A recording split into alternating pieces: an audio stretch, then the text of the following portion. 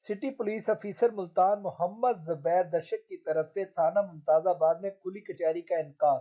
S P operation Multan Muhammad Kashif Aslam, S P cantt division Javed Khan اور D S P circle Mumtazabad Azhar Raza Gilani ان کے ہمراہ تھے۔ کھلی کچہری میں سیاسی اور سماجی شخصیات کے علاوہ شہریوں کی بڑی تعداد نے کھلی کچہری میں شرکت کی۔ سی پی او ملتان نے لاکھوں روپے مالیت کی ریکوری اصل مالکان کے حوالے کی۔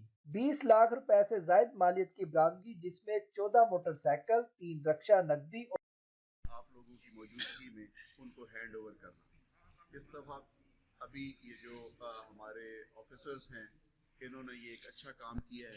جو گینگز پکڑے ہیں ان میں سے جو ریکوریز ہیں موٹر سائیکل ہیں 12 کے قریب دیگر سامان شامل ہے، اصل مالکان کے حوالے کیا گیا۔ سرکل ممتاز آباد میں پولیس نے کارروائی کرتے ہوئے 4 گینگز ٹریس کر کے 8 ملزمان گرفتار کیے، جس سے برآمدگی سی پی او ملتان محمد زبیر درشک نے برآمد شدہ مال خود مالکان کے حوالے کیا۔ سی پی او ملتان نے شہریوں سے بات کرتے ہوئے کہا، آپ کے جان اور مال کی حفاظت ہماری اولین ترجیح ہے۔ اس طرح ریکوری حوالے کرنے سے شہریوں میں تحفظ کا احساس پیدا ہوگا۔